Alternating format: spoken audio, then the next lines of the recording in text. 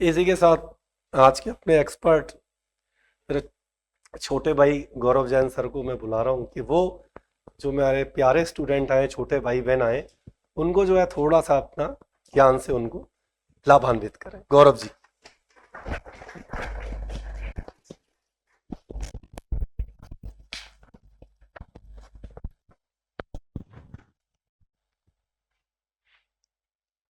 आप सभी को बहुत बहुत बधाइयाँ और शुभकामनाएं। मैं अक्सर, कितने लोग परिचित हैं मुझसे पहले से? कभी पढ़ा हो मेरे बारे में, लिखा हुआ मेरा पढ़ा हो? नहीं। टेलीग्राम चैनल एक छोटा सा बना रखा है, मैं प्रचार नहीं कर रहा हूँ उसका। उस पे मैं छोटे छोटे टॉपिक्स डाल देता हूँ इंटरव्यू से रिलेटेड। तो मैं एक बात लिखता हूँ उसमें अंत में हमेशा। पॉलिटिकल साइंस वाले साथियों को सबको पता है लगभग।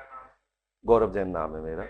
नहीं, छोड़ो उसको। अब कुछ नहीं कर रहा मैं उस पर, मैं वैसे ही बता दूंगा, है ना। तो उस पे मैं एक लाइन लिखता हूं कि जल्द ही आप सभी से मुलाकात होगी। तो ये बात मैं उसलिए लिख रहा था कि पॉलिटिकल साइंस के इंटरव्यूज लेंगे तब आपसे मुलाकात होगी। पर बाद में मुझे खुद को महसूस हुआ कि ये लाइन बहुत बड़ी प्रेरणा भी है कि जल्दी आप सभी से मुलाकात होगी। कहाँ होगी आपसे मुलाकात और कहाँ मुलाकात करना चाहोगे? कल मॉक में बैठेंगे तब होगा, या तो शायद वो मुलाकात या कोई और मुलाकात सोच पा रहे हैं? सिलेक्शन के बाद कहीं किसी जगह पर मुलाकात होगी। तो मैं सोचता था कि हाँ, अब मेरी एक इंटरव्यू की तैयारी का एक समय है और जल्दी मुलाकात। जिस आदमी के बारे में अपन पढ़ते रहते हैं, जैसे बेनीवाल सर के नोट्स, हम तो चलो परिचित बहुत हैं, और बहुत सारे लोग साहब सर से कभी मिले नहीं है, सर का फोन नंबर नहीं है, सर को कभी देखा नहीं है, नोट्स ही देखे हैं, वीडियो ही देखे। तो आदमी सोचता है ये कभी ना कभी तो मुलाकात होगी, शायद बात होगी। तो वही चीज, सेम चीज थी। तो मैं उसको एक प्रेरणा मानता था अपनी, है ना। मैं कोई रटा रटाया जमा जमाया भाषण जैसा तैयार करके तो आया नहीं हूँ। कुछ छोटे छोटे बातें जो मैं चलती बातों में भी सोच पा रहा था, वो मैं नोट कर रहा था कि जिन पे बात कर लेंगे, जिनसे कुछ बातें शायद नई निकल के आ जाएंगी, कुछ आपकी बातें स्पष्ट हो जाएंगी, उन पे चर्चा कर लेंगे, है ना। कितने लोगों को डर लग रहा है इंटरव्यू के नाम से कि फर्स्ट फेज में नहीं आना चाहिए? तो तो ये डर, चलो फर्स्ट फेज में नहीं, सेकंड फेज में आ जाएगा तो डर लग रहा है। इंटरव्यू के नाम पे डर लग रहा है। कब ये डर दूर हो जाएगा आपका, कोई बता सकता है? जिस दिन इंटरव्यू हो जाएगा। तो ऐसे डर के तो इंटरव्यू में नहीं जाओगे ना, काम चल जाएगा डर के। यहां आए, ठीक बात है, इससे कुछ चीजें कम होंगी, लेकिन अंतिम निर्णय, अंतिम समझदारी आपको खुद को ही, वही सर वाली बात कि पानी में तैरने के लिए तो आपको ही कूदना है। और कोई एक हम यहां से खूब बढ़िया रेडी करके भेजे, वहां जाके अचानक से फिर कोई समस्या आ गई, चार लोग जो और बैठे थे इंटरव्यू देने, उनमें से पता लगा एक ऑलरेडी आ रहे से फिर भी इंटरव्यू देने आया है। कोई यूनिवर्सिटी में कहीं गेस्ट फैकल्टी लगा हुआ है, कोई हम पढ़े थे हमारे डी कॉलेज से, वो भाई साहब डीयू से, जेएनयू से पीएचडी कर रहे हैं। तब डर शुरू हो जाएगा, यार इन 6 लोगों में असेसमेंट मेरा जब होगा तो मैं तो डीक साइड का हूं, तब क्या करोगे? तो एक चीज अपने मन में तय कर लो कि हमें डरना नहीं है, क्योंकि डर के खुद का ही नुकसान कर रहे हो आप ना। दूसरे का तो वो तो अपने आप आराम से, जेएनयू का है, वो वहां का है, वो वहां का है, वो तो अपना काम करेगा ही। आप डर के नुकसान खुद का कर रहे हो, कोई फायदा नहीं ले रहे। मैं एक छोटी सी घटना से बात को और आगे बढ़ाऊंगा। आरपीएससी का इंटरव्यू, पॉलिटिकल साइंस मेरा सब्जेक्ट है। मैं वैसे हिस्ट्री से भी 2 बार नेट जेआरएफ हूं, पर पॉलिटिकल साइंस से मैंने इंटरव्यू दिया था आरपीएससी का। इंटरव्यू के, कोई साथी गया है कभी आरपीएससी इंटरव्यू देने? पहले आप गए? इंटरव्यू की प्रोसेस से पहले डॉक्यूमेंट वेरिफिकेशन के लिए बैठाते हैं उस हॉल में जहां लाइब्रेरी है। वहां जाके मेरे डॉक्यूमेंट चेक हो रहे थे, और जो क्लर्क महोदय जो डॉक्यूमेंट चेक कर रहे थे, उनका कहना यह था, ये पॉलिटिकल साइंस के इंटरव्यू की बात है, कि आपका तो कैंडिडेचर ही कैंसिल होएगा। ठीक है, ये सारी उस दिन की ये घटना बहुत सारे लोगों को पता है जो उस दिन इंटरव्यू दे रहे थे। आप इंटरव्यू देने गए हो, आपने हिस्ट्री छोड़ के पॉलिटिकल साइंस में इंटरव्यू देने की तैयारी की है, और वहां आरपीएससी के अंदर आपसे यह कहा जा रहा है इंटरव्यू से 10 मिनट पहले कि आपका तो कैंडिडेचर ही कैंसिल होगा। सारी तैयारी हवा हो जाएगी, या अब क्या करोगे बताओ? कि बोले चलो घर। मैंने जैसे तैसे फोन लेके नहीं गया मैं अंदर, नीचे घर पे मेरी श्रीमती भी गई थी नीचे साथ में मेरे, तो आरपीएससी के बाहर ही बैठी थी, पता लग रहा है वो फोन पे वहां रो रही है। अब आप क्या करोगे उस स्थिति में कि इंटरव्यू दिला लो कैसे भी मेरा? भाई साहब क्यों दिलाएंगे आपका इंटरव्यू? आपका तो कैंडिडेचर ही कैंसिल हो रहा है। पर चीजें, उस कठिन परिस्थिति को, मैं इस घटना को ऐसे समझाना चाह रहा हूं कि उस कठिन परिस्थिति को भी मैंने उस टाइम एनालिसिस किया कि मैं गलत हूं या मैं सही हूं। मैं बता दूंगा उस घटना को कि क्यों बोला। 2 सब्जेक्ट में पीजी थी, पीजी का एडमिशन कब होना था ये उनके कंफ्यूजन हो गया था। फाइनली उन्होंने बोला कि आप इनको प्रोविजनली इंटरव्यू दिलाइए, और मेरा इंटरव्यू का रिजल्ट भी प्रोविजनली आया। बाद में मैंने डॉक्यूमेंट्स पहुंचाए और चीजें क्लियर हुई। आप सोच के देखो उस सिचुएशन में क्या हालत हो रही होगी आपकी। सर एक साथी जो उन 18-20 लोगों में बैठे होंगे ना, दूसरे दिन कहीं से नंबर उठा के मेरा फोन करते हैं मेरे को, सर आपकी हिम्मत की दाद देनी पड़ेगी, इतनी घटना होने के बावजूद भी आप बिल्कुल डाउन नहीं हो रहे और इंटरव्यू देने पहुंच रहे हो। लेकिन इसकी वजह क्या रही होगी? हम में से बहुत सारे लोग सर जो बात कर रहे थे कि 4 साल 2004 से शुरू करके 2012 तक फेल हो रहे हैं, लगातार फेल हो रहे हैं, और फिर साहब अब क्या करें, हिम्मत नहीं है। हम में से बहुत सारे साथी होंगे ऐसे। तो ये आपकी कमजोरी है या आप इसको आप ताकत बना सकते हो? ये ताकत बन सकती है आपकी, है ना। मैंने एक स्टोरी लिखी हुई है मेरी, एक असफलताओं का घटना चक्र नाम से, कालक्रम के नाम से। 2007 से लेकर 2017 तक की घटनाओं में पूरी असफलता है, भाई सब परिचित हैं उससे। पर फिर भी मुझे ये विश्वास था कि हम कर लेंगे। तो सबसे पहले ही मेरी बड़ी बात, मैं विषय के बारे में तो बहुत ज्यादा समझ अब नहीं रखता, हिस्ट्री भूल चुका हूं क्योंकि काफी, लेकिन ये एक महत्वपूर्ण बात है कि आप अपने आप को कभी भी कमजोर मत बनाओ। और ये ताकत हमारा एक सीमा है, एक दायरा है, वहीं तक दे पाएंगे। आरपीएससी में अंदर घुसने के बाद ना मुझे बेनीवाल जी दिख रहे थे, ना दिग्विजय जी दिख रहे थे, ना कोई मेरे और टीचर दिख रहे थे। वहां आपको ही सारा खेल खेलना था कि इंटरव्यू अब कैसे देना है। वो एक कहानी हुई। दूसरी बात, डर जिन लोगों को लग रहा है, इस कहानी पे अपना काम करोगे, तैयारी करोगे तो आपका डर निकलेगा। बोलने की प्रैक्टिस करोगे तो डर निकलेगा। कितने लोग ऐसे हैं जो अब तक कुछ मॉक या कोई तैयारी शुरू कर चुके हैं? तैयारी शुरू कर दिए। तैयारी शुरू करने में बहुत सारे लोग ये करते हैं कि पढ़ना शुरू कर देंगे, सिलेबस उठाएंगे और हम पढ़ना शुरू कर देते हैं। बोलने की प्रैक्टिस कितने लोग कर रहे हैं? 1 2 3 4 5 नाम ज्यादा से ज्यादा। और फिर हम कहते हैं इंटरव्यू क्या है? इंटरव्यू क्या लिख के आना है कुछ आपको? क्या पढ़ के जो रट लिया, दिमाग में भर लिया, वो ही सब कुछ है? सर आता तो बहुत है मुझे। वहां तो आप जज बताओगे कैसे कि बहुत आता है? वो तो बोल के ही करना है आपको सारा। कॉपी में तो आपके पास क्या है, कुछ गलत लिख दिया तो काट लोगे, लाइन दोबारा शुरू कर दोगे। वहां तो जो कुछ करना है सब बोलना ही बोलना है। तो पहली बात तो आज से ये तय कर लो कि अपने बोलने की शुरुआत करो कि आपको बोलना क्या है। हर प्रश्न पे, हर टॉपिक पे बोलने की सोचो। मैं एक छोटे से ही प्रश्न से बात कर लूं, यदि कि गांधी जी यदि नहीं होते तो क्या भारत को स्वतंत्रता 1947 में मिलती या नहीं मिलती, कब मिलती और कैसी मिलती? बताओ। और ये मेरा बनाया हुआ प्रश्न नहीं है, आया हुआ प्रश्न है। हाँ बोलो, अब बोलो। मैं नहीं बोलूंगा, इसका आंसर तो मुझे नहीं बोलना है, आपको ही बोलना है, क्योंकि हाँ जब वर्ल्ड वार 2 चल रहा था उसमें पहले ही बन चुकी थी भारत को आजादी दिलाने के लिए, क्योंकि एक औपनिवेशिक शासन जो अमेरिकन चला रखा था उसको हैंडल करने के लिए उनके पास ना तो पावर था ना पैसा था। ऊपर से अमेरिका का दबाव था, उनको फ्री किया गया। तब उन्होंने वो 1945 में एक जगह बोल रहा हूँ सर, वहाँ पे उन्होंने वो एक असाइनमेंट जो तैयार किया, उन्होंने ये किया कि उनको आजाद किया, धीरे-धीरे उन्होंने आजाद किया 1947। ठीक है। ये तो एक जो लोग आरपीएससी जाते हैं वो जानते हैं इतनी देर आपकी बात को सुनेगा नहीं, पहली बात तो। दूसरी बात, कितने लोगों को लगता है कि मेरा जो प्रश्न था ये उत्तर उसी दिशा में जा रहा है ना। मैं किसी को क्रिटिसाइज नहीं कर रहा हूं, आपकी किसी की आलोचना नहीं कर रहा हूं, ना ये कि आप में ये कमी दिखा रहा हूं, मैं ये दिखाना नहीं चाह रहा। हम सभी लोग सीख रहे हैं, हम सभी लोग। अब आपने बोलने की हिम्मत की, ये बहुत बड़ी बात है।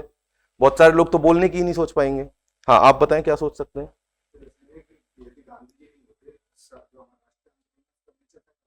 हाँ, ठीक है।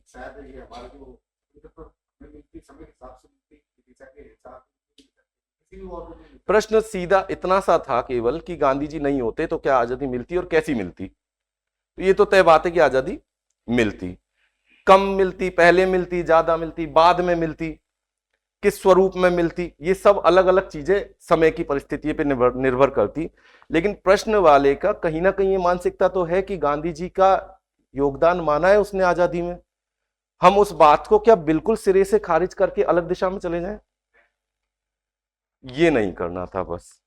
वो फिर कहेगा दूसरी बात पे आपसे कि नहीं 45 में ही वो हो चुकी थी, अमेरिका कह चुका था, तो गांधी जी तो होते चाहे ना होते तो भी मिलती। तब आपकी बात थोड़ी सही ठहरती। लेकिन आप मूल प्रश्न से हटके दूसरे प्रश्न पे जा रहे थे, है ना। एक दूसरा ही प्रश्न और करें हम कि सिंधु घाटी सभ्यता के कौन से योगदान आज वर्तमान भारत में भी आप देखते हो, या किन चीजों पे आप देखते हो वर्तमान भारत में कि सिंधु घाटी सभ्यता निरंतरता में बनी हुई है। सब लोग सोचो, कोशिश करो अच्छा बोलने की, गलत बोलने की। कम से कम गलत भी बोलोगे तो ये तो पता लगेगा गलती कहां हो रही है। एक सेकंड। हाँ, ठीक है, ठीक है, ठीक है,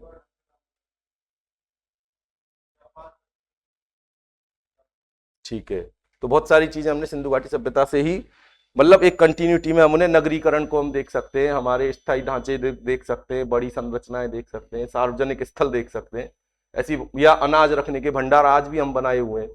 आप सीधा हर हिस्ट्री की हर बात को कोशिश करो कि उसको आप वर्तमान तक भी जोड़ के ला सको।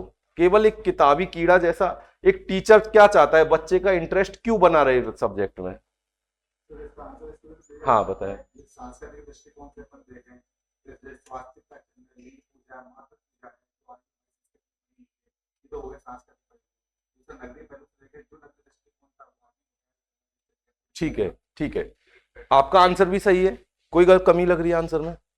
उनके आंसर में भी कोई कमी नहीं है। तैयारी क्या है आंसर की? ये आदमी भी तैयार है, वो भी गलत नहीं है। तैयारी क्या हो सकती है, या जो हम धीरे धीरे अपने आप को परिमार्जित कर सकते हैं। उन्होंने सीधा अपना उत्तर शुरू कर दिया और 2-3 फैक्ट बताए कि साहब इनमें देख सकते हैं। इनका आंसर व्यवस्थित हो गया कंपैरेटिवली। सर यदि सांस्कृतिक क्षेत्र में बात करूं तो ये, सर धार्मिक क्षेत्र में बात करूं तो ये, सर नगरीकरण के क्षेत्र में बात करूं तो ये, सर सामाजिक क्षेत्र में बात करूं तो ये। इससे असर क्या आएगा इंटरव्यू वाले पे? उस आदमी का आंसर सही है, लेकिन इंप्रेसिव कि ये आदमी चीजों को वर्गीकृत कर पा रहा है। अब जब भी चीजों को पढ़ रहे हो तो कोशिश करो कि उसको पता है सिंधु घाटी सभ्यता आपने बहुत अच्छे से पढ़ी है, सब कुछ जानते हो आप उसके बारे में, पर प्रेजेंट कैसे कर रहे हो। ये तरीका जो मॉक की बात कर रहे हैं हम, लगातार इन सब से आ जाता है हमारी कमियों को। ये लिखने पढ़ने से नहीं आएगा, बोलोगे तो ही समझ पाओगे इन सब चीजों को, है ना। ये महत्वपूर्ण बात समझो आप। एक और बात यदि हम करें, गांधी जी और सुभाष चंद्र बोस में किसे बेहतर मानते हो? इस तरह के प्रश्न भी लगातार बने रहते हैं। अकबर महाराणा प्रताप का तो ये पैट क्वेश्चन है कि किसे बेहतर मानते हो। गांधी जी और सुभाष चंद्र बोस में किसे बेहतर मानोगे? बैलेंस पे ही बात करोगे। देखो सबसे पहली तो एक बात ये कह सकते हैं हम कि सर दो व्यक्तित्वों की तुलना के यदि आधार समान हो आपके पास, तब तो आप बेहतर या कमजोर का निर्णय कर सकते हो। लेकिन दोनों के दृष्टिकोण, दोनों की विचारधाराएं, दोनों की रणनीतियां, दोनों के कार्यक्रम बिल्कुल अलग रहे, तो सतही तौर पर दोनों के बीच में कोई तुलना की स्थिति नहीं कही जा सकती कि ये बेहतर है ये अलग है। फिर भी वो जिद करेंगे, फिर भी आप बताओ, तब आप अपना एक जो भी आपको उचित लगता हो वो स्टैंड ले सकते हैं, क्योंकि आप अब उसके पक्ष में तर्क दे दोगे कि इस व्यक्ति को मैं इस वजह से बेहतर मानता हूं। तुलना अभी भी नहीं कर रहा हूं, लेकिन इस व्यक्ति की ये बातें मुझे प्रभावित करती हैं, इसलिए मैं अच्छा मानता हूं।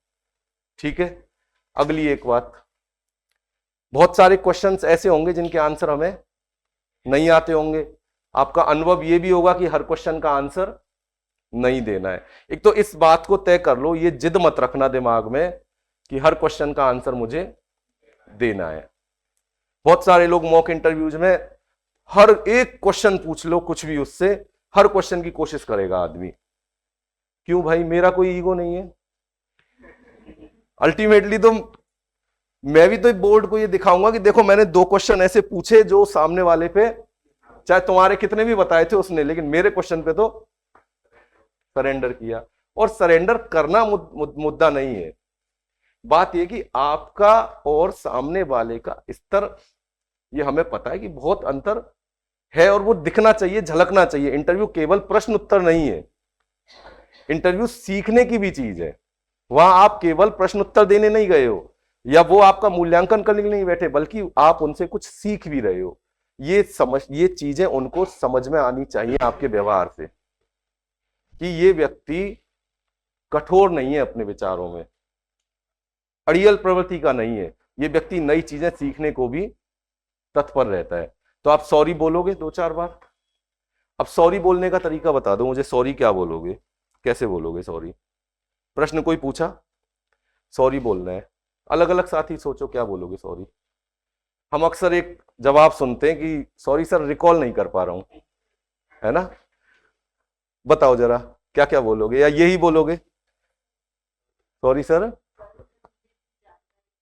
जानकारी नहीं है, ठीक है। और कोई?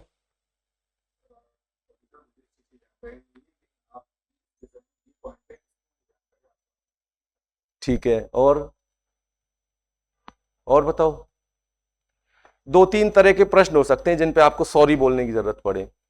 एक तो ऐसा हो सकता है कि आपने कभी पढ़ा ही नहीं है, उसमें तो क्या कहोगे, सॉरी सर रिकॉल नहीं कर पा रहा हूं है ना? या तो आप इस मोनोटोनस उस तरीके को, उस आंसर को छोड़ देना। मोस्टली लोग करते हैं ये गलती, सर रिकॉल नहीं कर पा रहा हूं। भले आदमी पढ़ा कब था तुमने जो रिकॉल नहीं कर पा रहे हो? सर इस विषय का मैंने अध्ययन नहीं किया है। ये बार बार ये भी नहीं बोलना है कि सर अब मैं जानकारी करूंगा, करते रहना, वो तुम्हारी हेडक है। इतना टाइम बिगाड़ना नहीं है ना हमें आपने जानकारी नहीं की, कर लूंगा, पढ़ लूंगा, इस सब में आपकी 15-20 मिनट में से 5 मिनट निकल जाएंगी। आप वहां बताने आए थे कुछ, क्या करोगे ये नहीं बताना था। एक तो ये हो सकता है कि जो आपने पढ़ा ही नहीं, एक ऐसा हो सकता है कि जो आपने रिकॉल नहीं कर पा रहे हो, तो वही वाली बात कि सर मैं अभी रिकॉल नहीं कर पा रहा हूं। और एक ऐसा हो सकता है कि जो कुछ हद तक आपको याद है, आपने पढ़ा भी है, लेकिन आप उसे बताने की स्थिति में नहीं हो कि मैं स्पष्ट कर सकूं उसका आंसर शब्दों में। क्योंकि बहुत सारी बातें हो सकती हैं जो आपने पढ़ी हैं, समझी हैं, लेकिन बोल नहीं पा रहे उनके बारे में। तब कह सकते हैं हम कि सर मैं टॉपिक ये मैंने पढ़ा है, सॉरी सर मैंने ये टॉपिक पढ़ा है, लेकिन मैं इसे स्पष्ट अभिव्यक्त करने की स्थिति में नहीं। तो कहेंगे नहीं चलो जो भी जानते हो वो बताओ, है ना? तब आप अपनी जो भी टूटी फूटी भाषा में, सही में, गलत में जो भी कहोगे, क्या उसे गलत माना जाएगा? उसे गलत नहीं माना जाएगा। तीसरी चीज एक अनुमान लगाने की। बहुत सारे लोग, क्योंकि हमारे साथ ऐसे बहुत सारे क्वेश्चन आएंगे, कुछ हमारा कॉन्फिडेंस डाउन हो रहा होगा कि सर आते तो सब थे पर हम घबरा रहे थे कि मैं जो बोलूंगा वो सही बोल रहा हूंगा या गलत बोल रहा हूंगा, बोलूं या ना बोलूं, जो मैं बोलूंगा उससे सामने वाला संतुष्ट होगा या नहीं होगा। सर मैं गैस लगा सकता हूं, कहते हैं हम ऐसा अक्सर मॉक में, सर मैं गैस लगाऊं। तो भाई साहब गैस लगाने में टाइम अपना मत बिगाड़ो, ये मेरी निजी समझ है, आप अपनी हिसाब से सोच सकते हैं चीजों को। लेकिन मैं फिर वही बात बोल रहा हूं कि आपको 15 से 20 मिनट मिलेंगी, इसमें आपको अपना बेस्ट प्रेजेंट करना है। कुछ ऐसा क्वेश्चन निकल के आ जाए जिसपे आप बहुत अच्छा कह दो। आपने टाइम किस में बिगाड़ दिया? लेकिन गैस करने में। जो भी आपका कहो तो सही हो, कहो तो सही नहीं हो, क्योंकि आप आधी लड़ाई तो गैस लगाने के नाम पे ही हार चुके थे। कॉन्फिडेंस तो आपका पहले ही कम था उस टॉपिक पे, पता नहीं सही बोलोगे या नहीं बोलोगे। तो हमेशा ध्यान रखो, ऐसी जितनी भी बॉल हैं उनको जबरदस्ती छेड़खानी की कोशिश मत करो कि छक्का पड़ जाए, छक्का पड़ जाए, हो सकता है कैच आउट हो गए। इसलिए बेहतर है कि बॉल देखो ढंग की और तब खेलो। तो गैस लगाना, मैं तो कतई गैस लगाने के फेवर में नहीं होता। बोर्ड कहे आपसे कि नहीं यार फिर भी सोचो तो सही, पढ़ा तो होगा ये टॉपिक, कहते हैं, मतलब सामान्य वार्तालाप ही होता है आपसे, तो बोर्ड कह सकता है आपसे सोचो तो सही यार, कुछ सोचो, कुछ अनुमान लगाओ, तो तब आप थोड़ी सी कोशिश कर लो। उसके बाद भी फिर जबरदस्ती बोर्ड ड्रैग कर रहा हो आपको उसी बात में कि और सोचो, पीछे हट जाओ। क्योंकि हमेशा ध्यान दो, आपका इंटरव्यू, बहुत ऐसे मौके आएंगे पूरे इंटरव्यू में आपके, जब आपको लगेगा कि अब मेरी साइड में बॉल है, और यही मैं चाहता था। इंटरव्यू की तैयारी के दौरान बहुत सारे लोग ये सोचते होंगे, या आप में से कोई साथी सोचता हो तो बताओ मुझे, कि इस टॉपिक पे बात नहीं होनी चाहिए यार, ये टॉपिक नहीं होना चाहिए, इस मुद्दे पे बात नहीं होनी चाहिए, आप क्यों बनना चाहते हैं ये नहीं पूछा जाना चाहिए मेरे से, आपका फेवरेट टॉपिक कौन सा है, आपका फेवरेट विचारक कोई, हिस्ट्री का कौन है कैरेक्टर आपका फेवरेट है, इस पे बात नहीं होना चाहिए। कितने लोग सोचते हैं ऐसा? सोचते हो? क्यों क्यों सोचते हो ऐसा?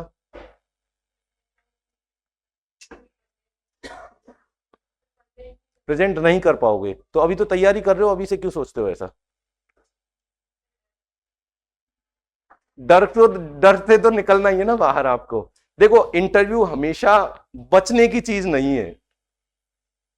हम जब तैयारी कर रहे थे तो मैंने एक हॉबी लिखी थी आरएएस के इंटरव्यू में, कैलाश खेर के गाने सुनना, और मेरी पूर्व धारणा ये थी कि इन बड़े बुजुर्ग लोगों में से तो कैलाश खेर के बारे में तो किसी ने नाम उसका सुना नहीं होगा, और अपन आराम से अपनी गाड़ी हॉबी वाले टॉपिक पे फ्री हो जाएंगे कि इनमें से कोई नहीं जानता होगा। और एक सज्जन उस बोर्ड में, जो अपने आप में, मतलब पूरे इंटरव्यू में आपको ऐसा लगता है ना कि वो यार ये आदमी बहुत परेशान कर रहा है, वही सज्जन कैलाश खेर को जानता था। और इंटरव्यू की मैं तैयारी भी करके गया थोड़ी बहुत कैलाश खेर के बारे में, कि इनका एक वो गाना है अल्लाह के बंदे हंस दे, वो सुना दूंगा, कि वो मेरे को सब प्रेरणा देता है, अच्छा लगता है, ये है वो है। पर उसने दिशा ही बदल दी इंटरव्यू की। सूफी धर्म के बारे में बताओ, ये कैसे पता लगता है कैलाश खेर सूफी गाता है? दो गाने तुम्हारे सामने, ये कैसे बताओगे सूफी है ये? आप सोच ही नहीं रहे थे कि यहां कोई जानता भी होगा। तो मुझे किसी सज्जन ने समझाया कि इंटरव्यू ये है कि आप चाहो कि हां इस पे बात करो मुझसे, हमेशा इस चीज के साथ तैयारी करो अपनी, कि मेरे से बात होनी चाहिए उस मुद्दे पे, उस मुद्दे को मैं सामने लाऊं। हर आदमी का अपना एक स्ट्रॉन्ग पॉइंट होता है। सर, लेफ्ट विंग और राइट विंग की बात करें तो उसमें यदि कोई राइट विंग चल रही है, कोई लेफ्ट विंग का हो, तो फिर वो क्या करे? देखो, लेफ्ट विंग का हो, उनकी अपनी समझ है, वो आपसे तर्क वितर्क तो करेगा नहीं। पहली बात तो आपने अपना दृष्टिकोण, आप ना तो लेफ्ट विंग की तरफ झुकाव रखोगे अपना बातों में, ना आप राइट विंग की तरफ अपना झुकाव रखोगे, आप तो संतुलित ही रखोगे अपने आप को। फिर सर ज्यादा लेफ्ट विंग की ओर इस मुद्दे पे आते हैं अपन, है ना। या तो हो सकता है कि वो आपको ऐसा लग रहा है कि वो सामने वाला संतुष्ट नहीं हो रहा मेरी बातों से, समकालीन मुद्दे पूछ लिए और मैं तो मैंने कह दिया मैंने मान लिया कि वो सामने वाला आपको ऐसा लग रहा है संतुष्ट नहीं हो रहा मेरी बातों से। या कई बार ऐसा होता है कि एक क्वेश्चन उसने पूछा, मैंने आंसर किया, क्रॉस क्वेश्चन आ गया, फिर आंसर किया, फिर क्रॉस क्वेश्चन आ गया, हो सकता है 4-5 बार क्रॉस क्वेश्चनिंग हो गई हो। अब आपको भी पता है कि मैं इतना विद्वान तो हूं नहीं कि हर क्वेश्चन पे रिप्लाई कर दूं और सामने वाले को चुप कर लूं। तब क्या करोगे? पीछे कैसे हटोगे? अब आप एक अपना स्टैंड भी ले चुके हो, तो अब आप इतनी बातों के बाद ये कह दो हाँ सर बिल्कुल आप जो कह रहे हैं वही सही है, तो भले आदमी आप इतनी देर से कौन से तर्क दे रहे थे, क्या पढ़ के आए थे, वो भी आपका एक नेगेटिव साइड है। तब कैसे पीछे हटोगे? ये आपकी बात का ही आंसर दे रहा हूं मैं। सर, इस मुद्दे पर जितना मैंने समझा है या जितना मैंने अब तक पढ़ा है, मेरी एक सीमित समझ है, उसी के हिसाब से मैंने अपना उत्तर दिया है। तो मैंने आपकी बात को भी गलत नहीं ठहराया, और मैंने ये भी स्वीकार कर लिया कि सर अब मेरी प्राण छोड़ो, मेरी तो इसमें इतनी ही समझ है, मैं विद्वान आपके बराबर नहीं हूं। ठीक है, तो आप पीछे निकल जाओगे उस बात से। अगली एक बात, बहुत सारे लोग ऐसे होंगे जिनका बैकग्राउंड टीचिंग बैकग्राउंड नहीं होगा। टीचिंग बैकग्राउंड से मेरा मतलब कि आप में से अधिकांश लोग या तो टीचर होंगे अभी, या तैयारी ही कर रहे होंगे। बहुत सारे लोग ऐसे भी होंगे जिनका बैकग्राउंड कोई और दूसरी जॉब है क्या कोई ऐसे? 1-2? क्या कहोगे, क्यों आना चाहते हो टीचिंग में? इसके बारे में तैयार कर लेना, या टीचिंग की आपको ये भी लगता होगा कि हमें तो बोलना इतना नहीं आता, क्योंकि हम तो रोज क्लास में नहीं पढ़ाते हैं, हमारा तो कोई वास्ता नहीं पड़ा पढ़ाने से। तो आपके लिए मेरी एक सलाह है कि अपने घर के 4 5 10 बच्चे लेके बैठ जाओ, जो भी हो, 1 बच्चा 2 बच्चा 5 बच्चे, और उनको एनसीईआरटी की किताबें पढ़ा लो, बोलना सीख जाओ। क्योंकि सीधा अब हम सोचेंगे हम प्रैक्टिस से बोल लेंगे, हम तैयार कर लिया, इतना हमारा इंटरव्यू कॉल हो गया इसलिए बोल लेंगे, हम नहीं बोल पाओगे। ठीक है ना, ये जरूर कर लेना आप साथी। कुछ लोग जो स्कूल में टीचर हैं वो लोग क्या कर पाते हैं, वो तो अपना किताब खोलते हैं और पढ़ाते हैं ऐसे ही, उसी को समझा लेते हैं। आप बच्चों को उस टॉपिक पे जो एनसीईआरटी किताबें स्कूल में चल रही हैं उन टॉपिक पे और डेप्थ में बताओ, आपका बच्चा सुन लेगा आपसे।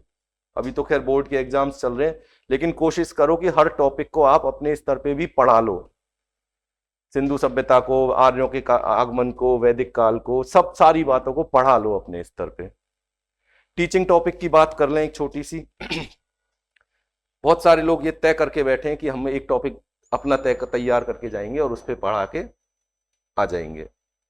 कितने लोगों को लगता है कि ये काम करेगा ये तरीका, कि आपने जो टॉपिक उठाया और वो पढ़ा लिया और बात खत्म हुई, तैयार करके गए थे। मेरे इंटरव्यू की कहानी सुना दूं मैं तैयार कर गया संविधान संशोधन, कि मैं ऐसे पढ़ाऊंगा कि संविधान संशोधन क्या है, क्यों करते हैं, भारत में किस तरह से होता है, संविधान में कितने संशोधन हुए महत्वपूर्ण, और आगे अपनी बात को बढ़ा दूंगा। मैं बोर्ड तक गया, मैंने चार बातें लिखी इतनी कि आज हम इस टॉपिक पढ़ेंगे संविधान संशोधन, और उन्होंने कहा आ जाओ वापस, ये तो तुम तैयार करके आए होगे, अब आपके पास अगला क्या है इसके बाद। बोले वो बताओ कि कौन कौन से संविधान में और संशोधन होने चाहिए। तो एक तो ये था कि चलो शायद इस पे मैं कुछ सोच पाऊं। तो जो भी टॉपिक पढ़ाने के लिए जा रहे हो, पहली बात तो ये, उससे रिलेटेड जितने क्वेश्चन सोच सकते हो वो सब सोच लेना। मैं हमारे पॉलिटिकल साइंस में तो महत्वपूर्ण जो टॉपिक्स होते थे उनके क्वेश्चंस भी लिखता था कि इंटरव्यू से, मतलब बोर्ड टीचिंग से रिलेटेड क्या क्या क्वेश्चंस हो सकते हैं। और दूसरी बात, अभी आरपीएससी में जो पॉलिटिकल साइंस के जो इंटरव्यू हुए उसमें वो टॉपिक नहीं पढ़वाया गया जो आप तैयार करके गए थे। बोर्ड ने खुद ने टॉपिक दिया, ये पढ़ाओ, तो उसके लिए तैयार हो क्या, उस पर बात कर लूंगा मैं। हाँ, वो सिलेबस क्या, वो कहीं से भी कुछ भी कह सकते हैं। हाँ, उस पर बात करेंगे। तो आप बताओ कोई है क्या तैयार, या कोई साथी बताओ क्या करेगा उस स्थिति में। अब तो मैंने बता दिए चर्चा, लेकिन अब सोचो तो सही कुछ। मैं कह रहा हूं ना, या तो 1 मिनट भी नहीं पढ़वाए, कुछ चीजें तय नहीं है कतई भी। हो सकता है 7 मिनट तक पढ़वाता रहे, हो सकता है उस टीचिंग टॉपिक पे ही आपका पूरा इंटरव्यू चलता रहे। हाँ बताओ। जैसे उन्होंने कहा एंशिएंट टॉपिक, मैं कहूंगा ये तो मुझे नहीं आ रहा है, सर एक एंशिएंट टॉपिक मुझे नहीं आ रहा है, ये 2 टॉपिक मुझे तैयार है, आप चाहो तो मुझसे पढ़वा सकते हो। एक टीचर ये तो नहीं कह सकता ना कभी कि ये नहीं, आपने इतना सब कुछ पढ़ा है उस विषय का, तो ये कह के तो आप नहीं हटोगे पीछे। बताओ क्या करोगे। एक्सेप्ट तो करना पड़ेगा, पर टॉपिक को कैसे पढ़ाओगे। एक्सेप्ट तो कर लिया, यस सर, आगे तो बढ़ाओ बात को। अनुमान लगा के इंटरव्यू में कतई मत जाओ प्लीज। आप अभी हथियार तैयार कर रहे हो अपने, बोले साहब भाला काम आएगा या नहीं आएगा, हथियार तो पूरे तैयार कर लो।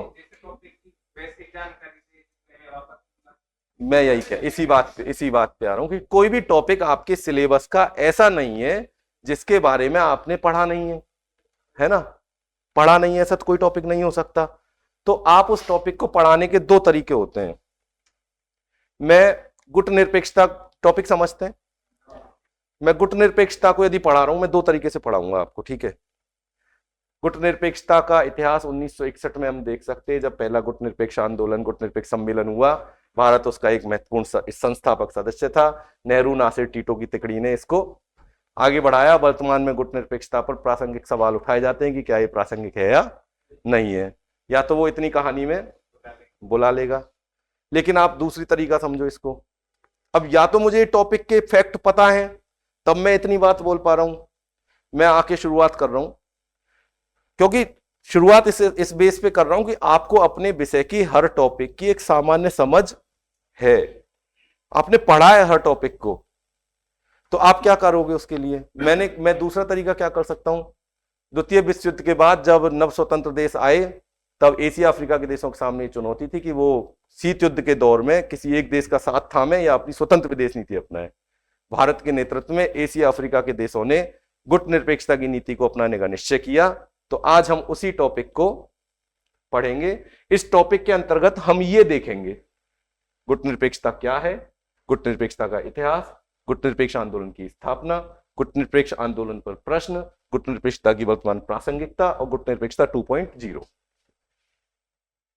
इनमें से शायद यहां की बात होगी मुझे जानकारी अभी बताने की स्थिति में शायद मैं नहीं हूं, लेकिन मुझे सामने वाले को सामने मैंने क्या दिखा दिया कि इस टॉपिक को यदि मैं पढ़ाऊंगा तो मैं इन बिंदुओं पे बात करूंगा। शायद मुझे आती नहीं है, लेकिन मैंने एक खाका उसको दे दिया कि मैं इन टॉपिक पे बात कर लूंगा। 2 मिनट के लिए मेरे पास कोई कहानी नहीं थी कि गुट निरपेक्षता में क्या पढ़ाऊं, लेकिन मेरे पास एक यस। और दूसरा, ब्लफ नहीं कर रहे हो, ब्लफ नहीं कर रहे हो, ब्लफिंग नहीं है ये।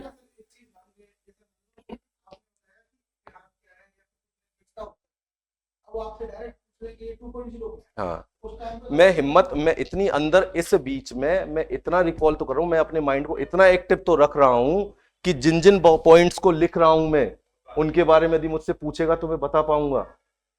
ये ब्लफिंग नहीं है, और ब्लफिंग तो बिल्कुल कर नहीं पाओगे आप इंटरव्यू में।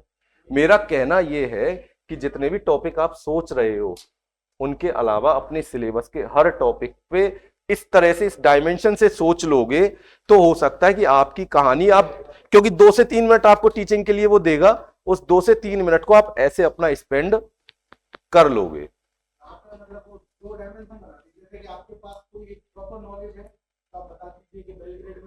यस, हाँ,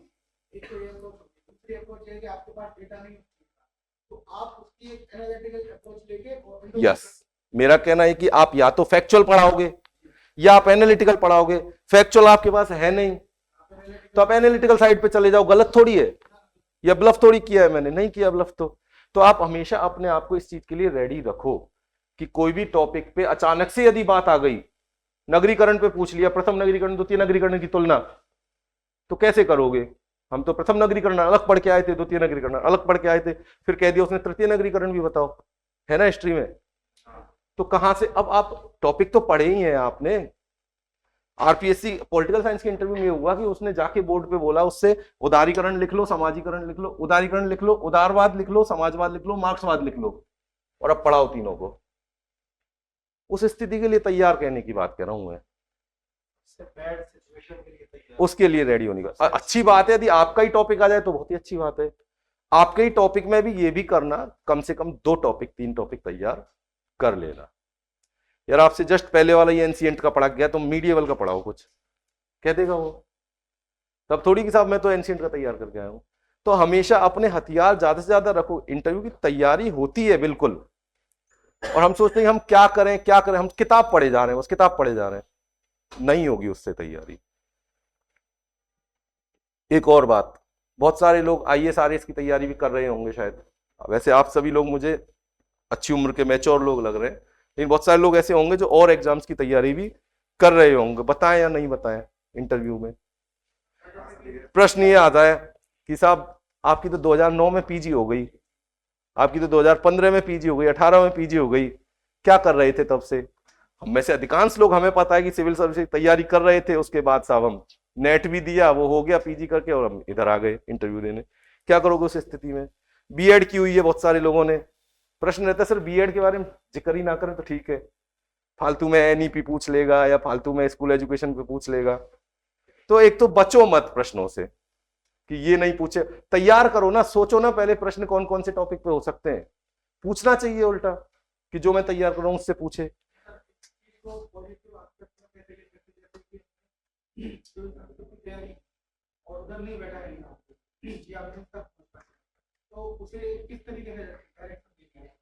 मैं बताऊं अब कैसे।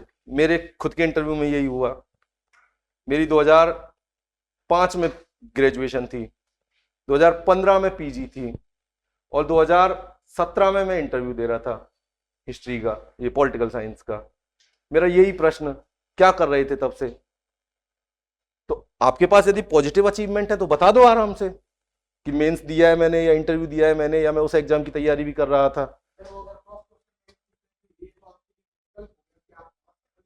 सुनो मेरी बात, विकल्प नहीं हुआ। देखो, पहली बात तो वो आपको काटने के लिए नहीं बैठे हैं।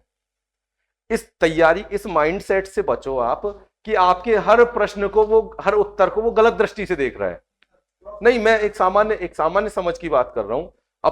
अपने उत्तर में आपको यदि लगता है कि मैं ईमानदार हूं, तो उसके पॉजिटिव साइड क्या है वो शो करने। मैंने क्या काम किया है वो गलत किसको लगता है? दुनिया की दृष्टि से देखते हो तब गलत लगता है। क्या उसी दुनिया को मैं उसी बात को सही डिफाइन कर सकता हूं? तो लेकिन मैं भी, हाँ यार सब कह रहे हैं ना, तो ये मेरी गलती ही थी सच में। यही तो सोचते हैं हम, क्या सबको गलत लग रहा है तो मतलब मैं भी गलत ही था। पर आप उस बात को ऐसे रखो कि मैंने जो किया वो गलत नहीं था। आपका खुद का सोच क्या है अपने काम के बारे में पहले, तो आपका ये उत्तर, ये प्रश्न निकल जाएगा फिर। तो जो भी बात, जैसे मैंने फिर कहा कि सर हाँ मैंने इंटरव्यू दिए हैं, ऐसे ऐसे ये मेंस दिया है, वो किया है, तो कहीं सेलेक्ट नहीं हुए क्या? हाँ सर नहीं हो पाया। क्या दिक्कत रही? सर ये दिक्कत रही। आरएएस भी दिया क्या? हाँ सर दिया। कहीं सिलेक्शन नहीं हुआ? सर नहीं हुआ। क्या असर आएगा इससे? उससे बात आगे बढ़ गई। मेरे नंबर इंटरव्यू में 16 आए, मुझे लगता है अच्छी बात ही हुई मेरे साथ, क्योंकि इसका पॉजिटिव साइड भी तो सोचो कि सामने वाला अपने आप में केवल एक वो 4 गोले काले करके आने वाला आदमी नहीं है, एक लंबा अनुभव रखता है जो बेहतर है औरों के बजाय। इसका आपके साथ पॉजिटिव साइड भी हो सकती है।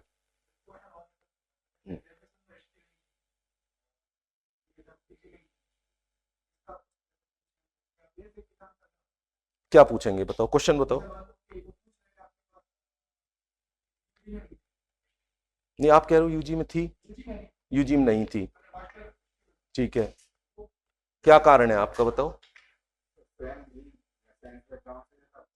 क्या कारण क्या है आपका? आपका जेन्युइन कारण भी तो होगा कोई। सिविल सर्विस तैयारी थी,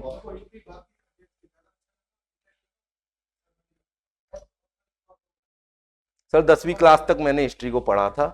मुझे अपने आप में एक रोचक विषय पहले भी लगता था। मेरी परिस्थितियों में मैंने साइंस विषय को चुना क्योंकि मेरी बहुत अच्छी परसेंटेज थी। आईआईटी और नीट के लिए मतलब मैं तैयारी करना चाह रहा था। उसके बाद जब मैं वहाँ सफल नहीं हुआ तो मैंने प्रशासन में आने की सोची। प्रशासन में मुझे सिविल सर्विस, क्योंकि मेरा हिस्ट्री में इंटरेस्ट रहा था, तो मैंने उसी विषय से वहाँ तैयारी की और साथ में एमए भी कर लिया और मेरा और इंटरेस्ट आगे बढ़ता गया। इनके कोई सेट जमे जमाए आंसर नहीं है, कोई ऐसे आंसर नहीं है कि यही बेस्ट है, कि ये आंसर से तो वो संतुष्ट हो जाएगा सामने वाला, ऐसा कुछ नहीं है ना। और अगली बात, किन किन बातों पे बात करें? जो अभी इन मुद्दों पे चर्चा चल रही थी कि क्या नहीं करना चाहिए, इसकी बात कर लूं मैं। बोर्ड की बात को सीधे कतई मत काटना। बहुत सारे लोग नहीं सर, उनका आंसर का शुरुआत ही इस मुद्दे शब्द से होती है। नहीं सर की गुंजाइश तो कतई नहीं। मतलब उसने यदि कहा है तो उसके कुछ, उसने कहीं पढ़ा होगा, कुछ उसके तथ्य होंगे उसके पास। हो सकता है उन तथ्यों में सही गलत कुछ भी हो, लेकिन सामने वाले की बात जो है वो ठीक है, उसका उचित सम्मान है।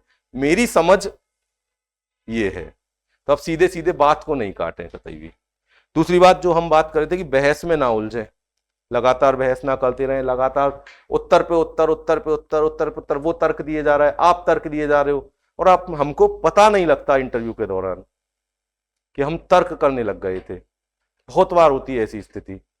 मैं 2017 से इंटरव्यू ले रहा हूं, मॉक इंटरव्यूज, तो हमें बहुत बार पता नहीं लगता कि हम कर क्या रहे हैं ये, और उस सज्जन को भी भान नहीं होता इस बात का कि मैं बहस कर रहा था। तो आप उस स्थिति में केवल 2 प्रश्नों को उत्तर देके और पीछे हट जाएं, जो तरीका मैंने बताया था कि हमें कहां पीछे हटना है। सहमति असहमति की बात कर ली। विवादित बातों से बचो हमेशा, उन पे अपना एक स्पष्ट दृष्टिकोण, जैसे औरंगजेब की धार्मिक नीति, सामने वाला क्या कह रहा है, या गांधी जी के बिना, गांधी जी के बारे में वो खुद आपको प्रॉम्प्ट करेगा इस तरह से कि आप बोलो कुछ गलत। उनसे बचो हमेशा, बात करने से, उन मुद्दों से हमेशा बचो, ठीक है। एक और बात, आपसे अक्सर ऐसा पूछा जाता है, क्या पढ़कर आए हो? क्या कहोगे? आप बताओ कोई, क्या पढ़कर आए हो? इंटरव्यू के लिए बैठे हो मान लो, और आपसे ये पूछा जा रहा है कि क्या पढ़कर आए हो, क्या कहोगे? हाँ, ओ भाई नहीं, हंसो मत, हंसो मत प्लीज, इसी बात पे आ रहा था मैं, अगली बात पे। इस प्रश्न को पूछने का उसका क्या उद्देश्य सोचते हो आप? एक मिनट, एक मिनट, एक मिनट, एक मिनट। इस प्रश्न को पूछने का, जब उसने ये पूछा आपसे कि क्या पढ़कर आए हो, तो क्या उद्देश्य रहा होगा? बिल्कुल ठीक है, ठीक है, ठीक है, लेकिन आपका कोई एक स्ट्रॉन्ग पार्ट तो रहा होगा चारों पांचों में। इस प्रश्न को पूछने का मुख्य उद्देश्य यह होता है कि बात आपसे कहां से की जाए। अभी आपसे आपने कहा कि क्या पढ़ कर आए हो? सर कहीं से भी पूछ लो, सारा पढ़ के आया हूं मैं। आपसे संगम काल पे 4 सवाल पूछे, चारों पे आप चुप खींच गए। तब बोले अब बताओ क्या पढ़ के आए हो, बताओ आप, अदरवाइज मत लेना प्लीज। समझ रहे हो बात को? अब बताओ क्या पढ़ के आए हो, तब क्या करोगे? सर कहीं से भी पूछ लो सर, संगम को छोड़ के। फिर उसने राष्ट्रकूट पूछ लिए, क्योंकि वो साउथ से आया है बेचारा।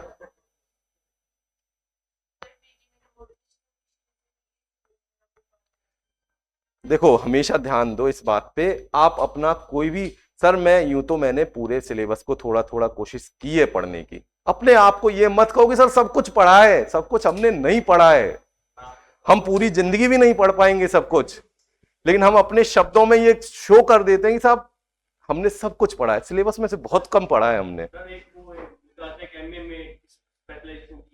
हाँ, आपने वैसे कर लेते बिना देखे कर ली, तो अपना इंटरेस्ट और इसी में है, एशियन में मैंने मॉडर्न से कर ली, उसमें फिर क्या करें? मैं एक मिनट इस बात को पूरी कर लूं, फिर आपकी बात पे आऊंगा। तो हमेशा इंटरव्यू को अपनी दिशा में मोड़ो, ये स्किल समझो आप। मैं इस बात पे जोर देना चाह रहा हूं कि इस स्किल को समझो कि आपसे ये पूछा जाए क्या पढ़ के आए हो, सर विषय को थोड़ा थोड़ा देखने की कोशिश की है, लेकिन ताजा तरीन मैंने ये पढ़ा है। वहां आप क्या बताओगे जो आपका सबसे स्ट्रॉन्ग है, तो आपसे उसी पे बात फिर वो कर लेगा, अच्छा चलो इस पे ये बता दो। लेकिन अब जब बात आ गई कि ये पढ़ के आए हो, तो फिर उसमें आपके सवाल पे सॉरी नहीं होनी चाहिए। ठीक है, ये खुली मत देना उसको कि आप चैलेंज है, आपको कहीं से भी पूछ लो सामने वाला आपको मतलब धराशायी कर देगा कि कहीं से भी पूछ लो। हम भी ऐसे करते हैं अक्सर इंटरव्यू में, क्योंकि माइंडसेट वही है, सर सब कुछ पढ़ के आए हैं। भैया सब कुछ नहीं पढ़ सकते आप, है ना। और सामने वाले के सामने स्वीकार करो कि मैं सीख रहा हूं, अभी कहाँ मैंने सब कुछ पढ़ लिया, है ना। ये समझ बात की। हाँ आप क्या कह रहे थे?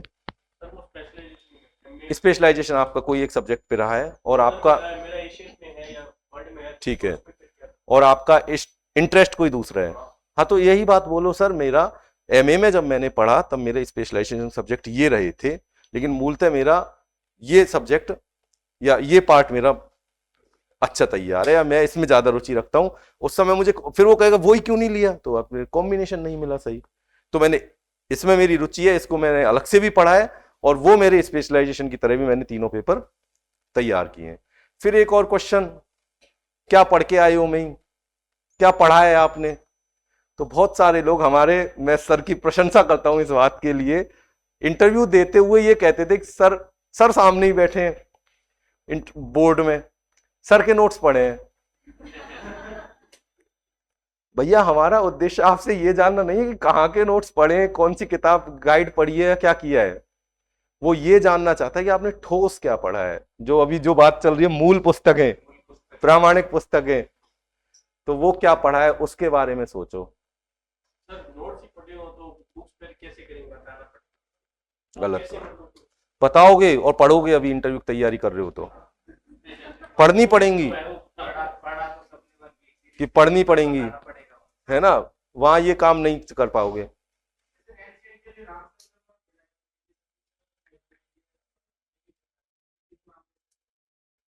हाँ कह सकते हो, केवल रामचरण शर्मा से पूरा सिलेबस हो गया। कितना पढ़ा है आपने, बात इस पे है सारी, सारा खेल इसी पे। अब उन्होंने बेचारे ने केवल नोट्स पढ़े तो वो एक भी किताब नहीं बता पा रहा, आपने एक किताब पढ़ी तो आप एक बता पा रहे हो, पर आपको अभी पढ़ लेनी चाहिए ना। देखो नोट्स पढ़ने वाला आदमी इंटरव्यू के एनालिटिकल पार्ट पे नहीं जा पाएगा।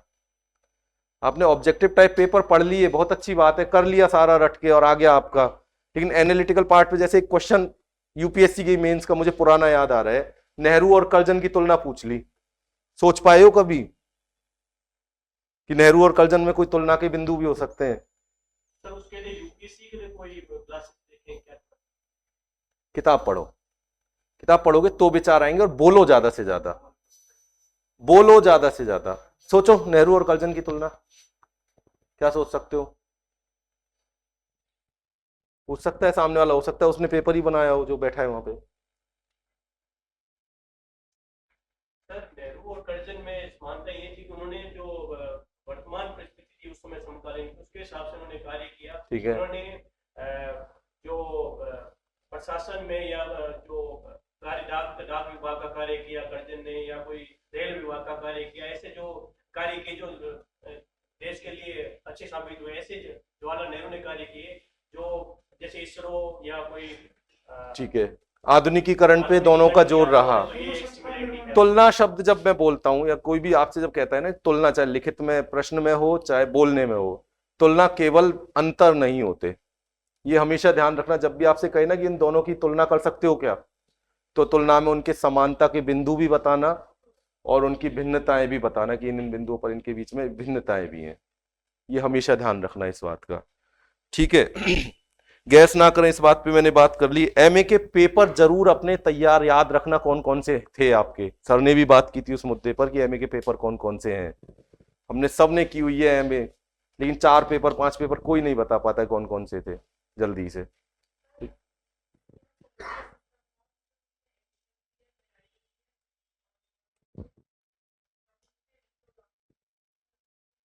यही कहना है, यही कहना है कि सर सेमेस्टर, ये मत कहना सेमेस्टर सिस्टम था या नहीं था। सर मैंने सारे विषय के मेरे सारे पेपर्स थे, लेकिन पेपर्स के कुछ नाम तो होंगे, पेपर्स के कुछ नाम होंगे।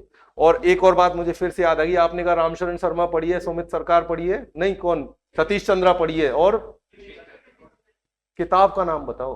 विपिन चंद्रा ने 25 किताब लिखी है, रामशरण शर्मा ने 18 किताब 20 किताब लिखी होंगी। ठीक है, छोटी सी बात है, ये छोटी सी गलती है, पर वो जैसे ये अगला क्वेश्चन कर देगा ना आपसे कि यार किताब का नाम पूछा था मैंने, आपका कॉन्फिडेंस डाउन हो जाएगा। तो उसको मौका मत दो ऐसी गलतियों का। बहुत सारे बच्चे क्या गलती करते हैं, अच्छा चलो अपने बारे में बताओ, सर मैंने 10वीं डीक से की है, सर मैंने 12वीं अलवर से की है। भैया स्कूल का नाम बोलो क्लियर कट। आरपीएससी, अक्सर आरपीएससी में मेरा अनुभव है ये कि वो ऐसे पूछते हैं आपसे और वो हाईलाइट करते हैं इस बात को, फिर कहेंगे स्कूल तो कौन सा था, तो आपको लगे यार हाँ स्कूल ही बताना था। और ये छोटी छोटी सी शुरुआत के जो वो होते हैं ना स्टार्टर टाइप के, उससे इंप्रेशन बन जाता है आपका। इन गलतियों को मत, तैयारी का फायदा यही है, बात करने का हमारा आपका साथ जुड़ने का फायदा यही है कि हम ऐसी चीजों को ध्यान दे पाते, गलतियां ना हो हमारी, क्योंकि सब्जेक्ट की नॉलेज सबको खूब है, आप सभी लोग खूब पढ़ के आए हो, खूब तैयार करे हो सब कुछ, लेकिन वहां बोलने में गलतियां ना हो, ये महत्वपूर्ण बात होती है ना। नॉन टीचिंग लोगों से बात कर ली।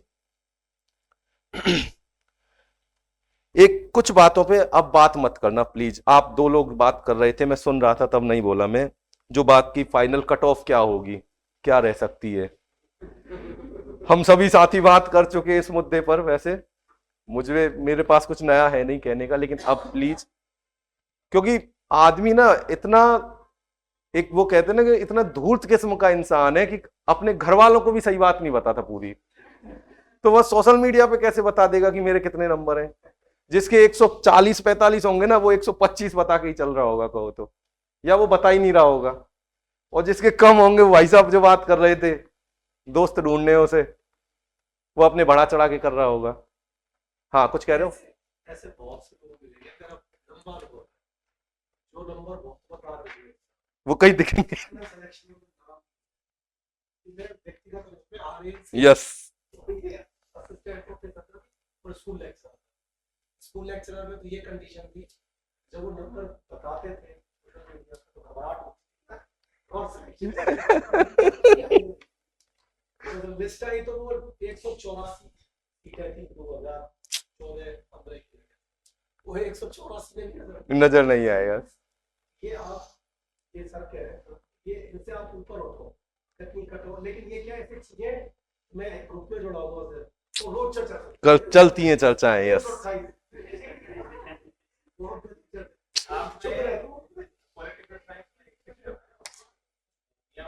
हाँ,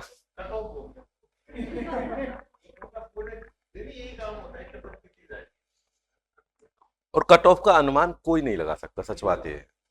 आप कतई कोशिश मत करो। आप कुछ कह रहे थे?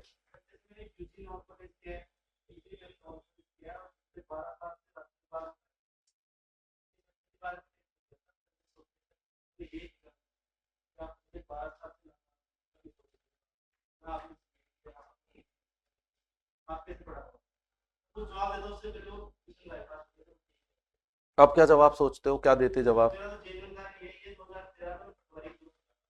कारण नहीं पूछा था ना उन्होंने आपसे, उन्होंने आपसे पूछा था आप कैसे पढ़ाओगे, गलत दिशा में मत जाओ। अरे आप तो इसका जवाब अब दो ना कि क्या पढ़ाओ, कैसे पढ़ाओगे। सोचो, कोई साथी बताओ क्या जवाब दोगे। और भी कई किसी साथी के साथ आ सकता है प्रश्न कि आपने नॉन कॉलेजिएट किया, यूजी पीजी, कॉलेज में आप पढ़े नहीं हो, तो कैसे पढ़ाओगे।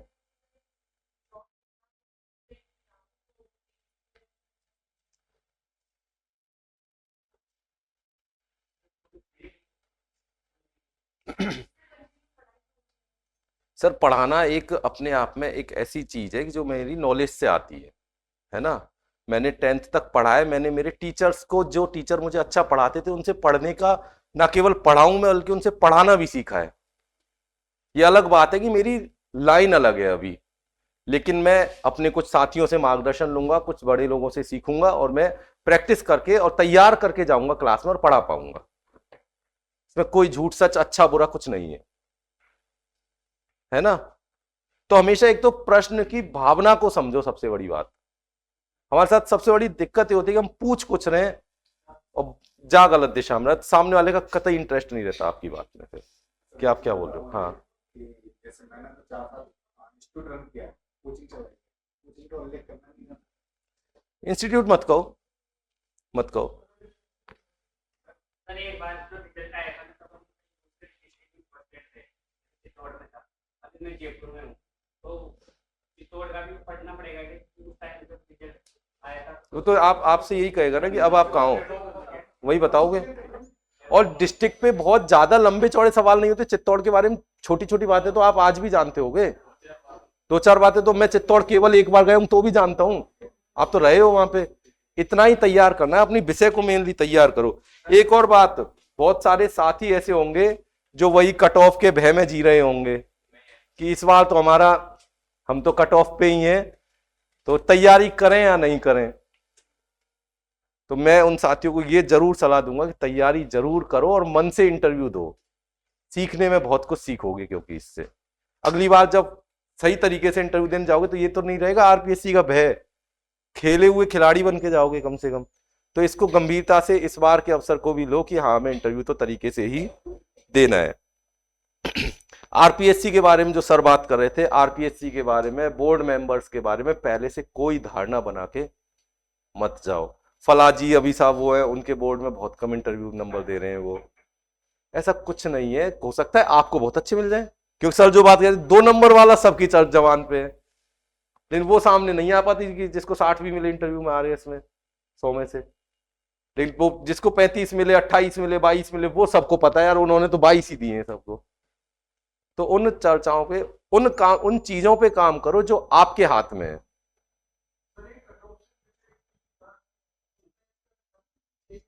हाँ, क्या करना है आपको उससे बताओ।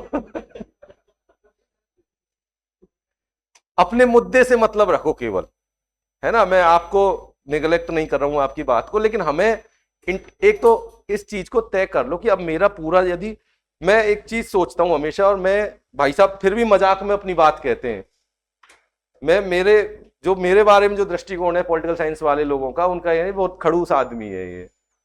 क्योंकि मुझे लगता है कि आप यदि इंटरव्यू की तैयारी कर रहे हो, इस लेवल पे हो कि असिस्टेंट प्रोफेसर बनोगे, तो आप वो वन रक्षक वनपाल वाली जो भर्ती में बच्चे बैठते हैं ना, वैसे नहीं हो। उनसे ऊपर उठा हुआ मानो खुद को कि भीड़ की तरह जाएंगे और कोचिंग करके आ जाएंगे, वो वाले नहीं है हम। हमारा एक एक मिनट कीमती है। हमें हर वक्त ये महसूस होना चाहिए कि हम इंटरव्यू की तैयारी कर रहे हैं, हम असिस्टेंट प्रोफेसर बनेंगे, जिसका अपना एक व्यक्तित्व होता है। वो नहीं कि हम उसी तरह से घूम रहे हैं आराम से। तो ये कट ऑफ क्या रहेगी, पॉलिटिकल साइंस की कट ऑफ में कितनी गई, कैसे गई, उनको ही चिंता नहीं है जो फेल हो गए बेचारे। हाँ बताओ।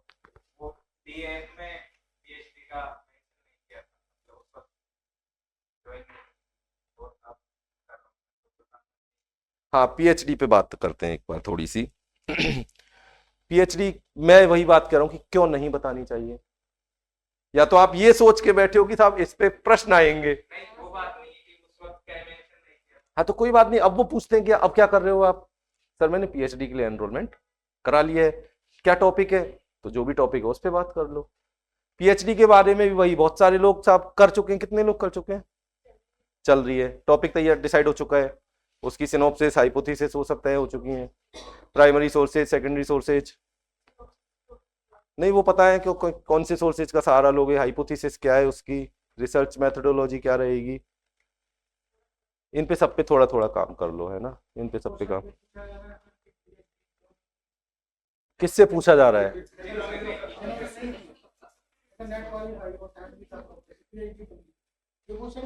क्यों नहीं की? क्योंकि सर मेरा अभी मैं किसी एक टॉपिक के बारे में तय नहीं कर पाया जिस टॉपिक पे मुझे रिसर्च के लिए जाना चाहिए, इसलिए अभी मेरा पीएचडी का कोई मानस नहीं बना, है ना। इस और किसी एक से पूछ लिया, ये मत मानो कि ये सबसे पूछा जाएगा। दूसरा ये पूछ नहीं, वो बात ठीक है आपकी, ये इसलिए नहीं पूछा जाएगा कि आपने नहीं की तो आपके प्रति कोई नेगेटिविटी हो गई।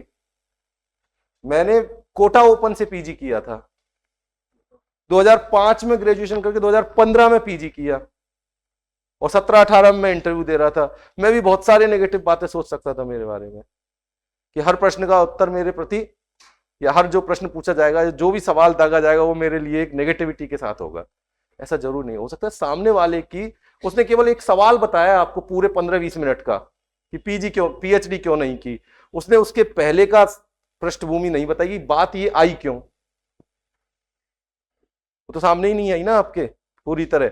तो किसी के भी इंटरव्यू के बेस पे अपने इंटरव्यू की दिशा या तैयारी निर्धारित नहीं होगी। कोशिश करो कि जितना ज्यादा सोच सकते हो, जितने ज्यादा प्रश्न सोच सकते हो, उन पे सोचो और उन पे बात करो। पढ़ना तो बहुत कर लिया अब तक, बात करना आ रहा है या नहीं आ रहा है, इस मुद्दे पे काम करोगे ना तो सबसे ज्यादा फायदा मिलेगा। जैसे वंदे मातरम की बात चल रही थी, गांधी जी के ऊपर बातें हो सकती है, मैंने बहुत सारे प्रश्न टॉपिक सोचे थे, सिंधु और वैदिक के ऊपर हो सकती है, महिलाओं की स्थिति कि किस काल में कैसी थी, ऐसे सारे प्रश्न, राजनीति के बारे में, केंद्रीकरण विकेंद्रीकरण, अशोक की धम्म की नीति मौर्य साम्राज्य के पतन का कारण बनी, क्या कहोगे, हाँ या ना? कुछ हद तक सही है। कैसे सही है?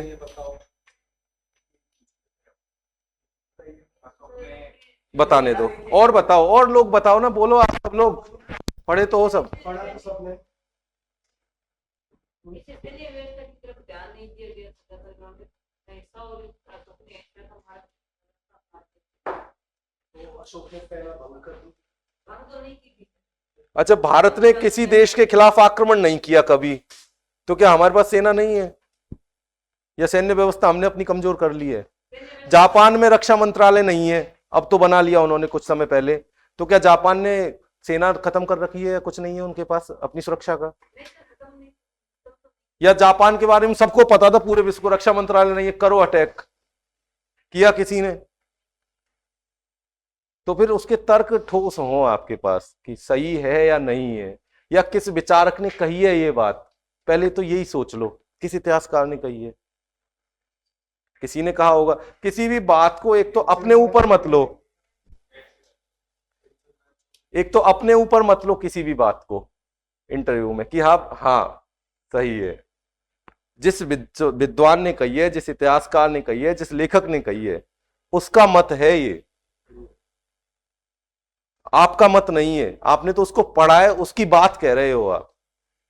ठीक है, एक तो ये हमेशा ध्यान रखो। वहां याद ही नहीं आएगा इतना।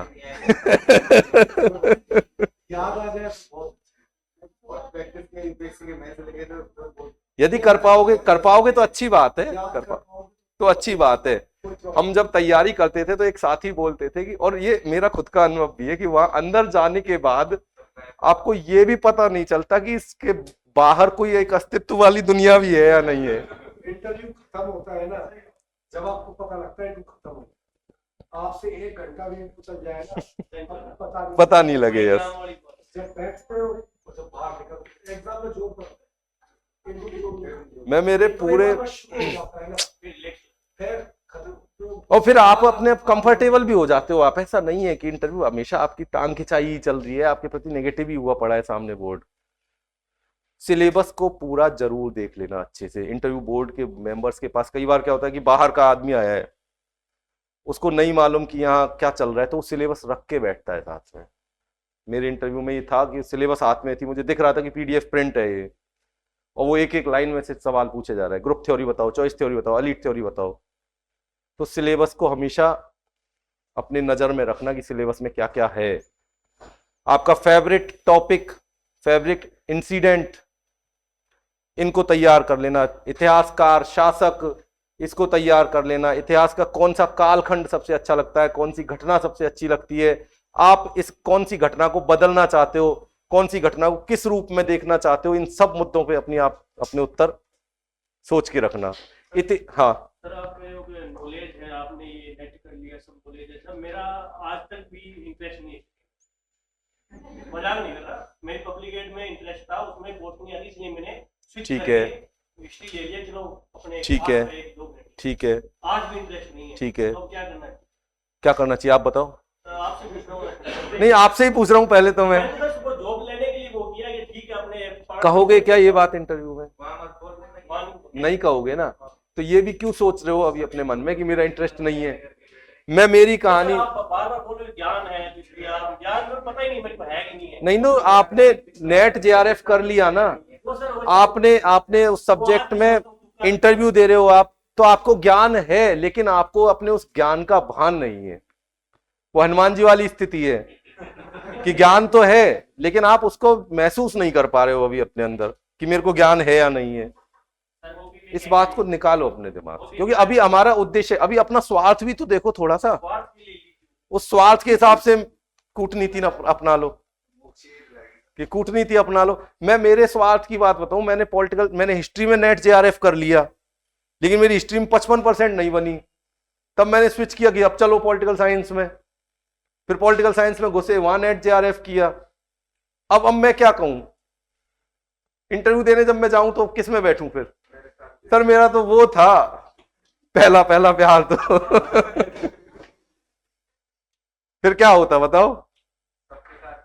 ये सब हर व्यक्ति की अपनी घटना है, लेकिन आपका अंतिम उद्देश्य उनसे क्या लेना है? मतलब आप ये शो करना चाहते हो कि साहब लो तो लो, नहीं बाकी मेरा तो कोई इंटरेस्ट है नहीं, जॉब लेने में तो इंटरेस्ट है तो यही विषय दिला रही है जॉब, तो उस पर बात करो। हाँ, एक और टॉपिक जिस पे हम बात कर रहे थे कि क्या कह रहा था मैं आपसे बात को, एक मिनट। सर हॉबी के बारे में क्या लिख सकते हो? क्या है आपकी हॉबी? क्रिकेट देखते हैं। क्रिकेट देखते हो? सारे खेल ही देख लेते हैं, पर क्रिकेट थोड़ा ज्यादा। फिर सारे मत खोलो ना। तो भाई क्रिकेट देखना लिख सकते हैं। क्रिकेट पे कितने क्वेश्चन सोच पाते हो, कितने जवाब दे सकते हो? भाई कौन सा बॉलर स्पिन करता हो, कौन सा फील्डर कौन सी जगह रहता है, तो उसके बारे में पता है भाई, ये यहाँ पे वो फाइड है। ठीक है। भारत का लेटेस्ट मैच किसके साथ हुआ है? T20 वाले तो हाँ, ये नमीबिया। कौन था नामी कप्तान? बताओ।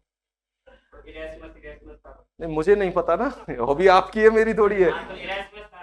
तो कोई था, ऐसे काम नहीं चलेगा ना। फिर आपकी हॉबी है तो आप देखो, फिर वही वाली बात कि कैलाश खेर की बात कर रहा हूं मैं, और मैं सोच रहा हूँ सामने वाले को नहीं पता होगा, तो तैयार करो फिर उसको।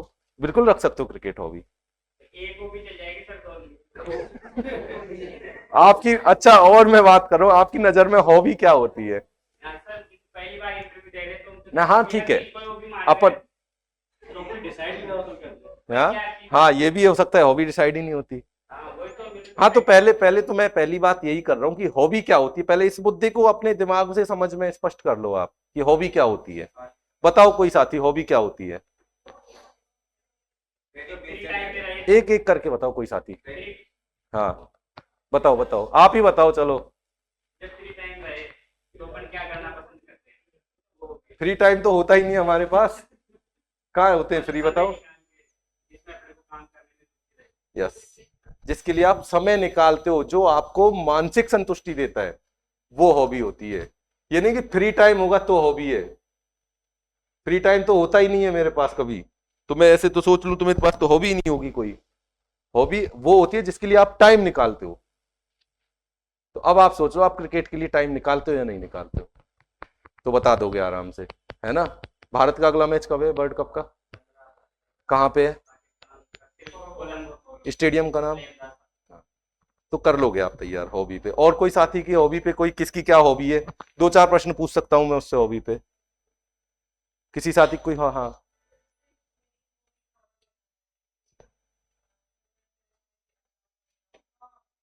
अचार में सिरका क्यों डालते हैं? सिरका डालते हैं खराब नहीं होता, हमारे घर पे तो कभी सिरका नहीं डाला हमने, फिर भी खराब नहीं हुआ। बताओ। नहीं मैं यही तो कह रहा हूं, हमारे घर पे तो हमने कभी नहीं डाला सिरका, मैं तो जानते नहीं सिरका क्या होता है, पर नहीं हुआ खराब कभी भी। नींबू के अचार में भी डालते हो क्या सिरका? नहीं, तो उसमें क्यों नहीं डालते, वो तो खराब नहीं होता फिर बिना सिरका के।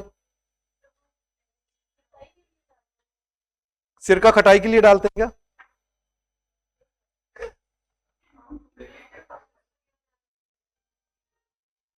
तैयार करो अच्छे से। और क्या क्या बना लेते हो?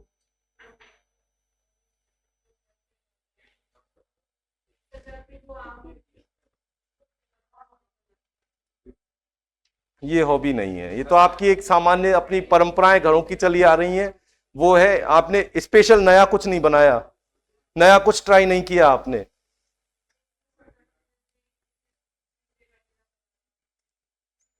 हॉबी तो नहीं है ये आपकी।